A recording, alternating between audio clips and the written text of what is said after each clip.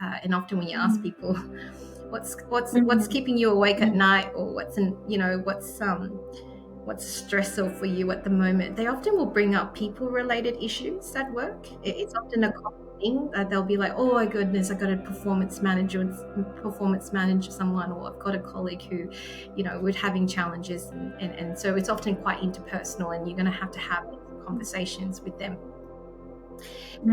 I think first thing to note before I talk about what the research would suggest around sort of effective approaches to navigating these conversations is that I think it's important to just acknowledge that having these difficult conversations does take a toll. It's effortful. It's resource consuming.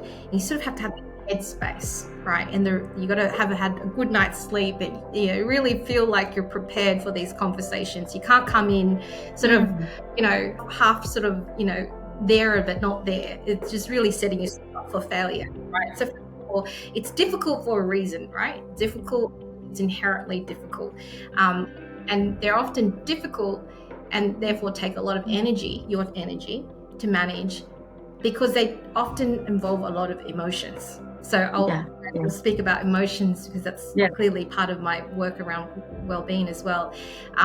But they're also difficult, and you sort of have to ask, well, why is it a difficult conversation, right? It's good to even ask that, because there's often some misalignment somewhere in that you're needing to resolve.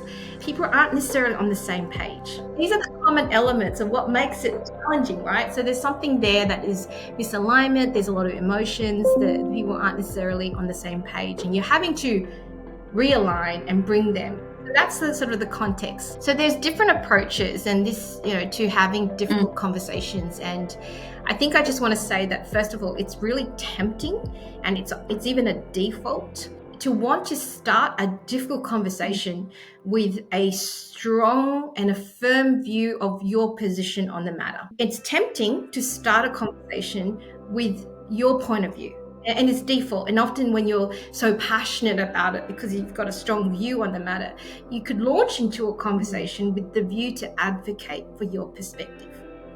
Now, the problem, and you can see where I'm going with this approach, is that when you start a difficult conversation, which I said by nature it's difficult because it's emotionally charged, there's differences of opinions.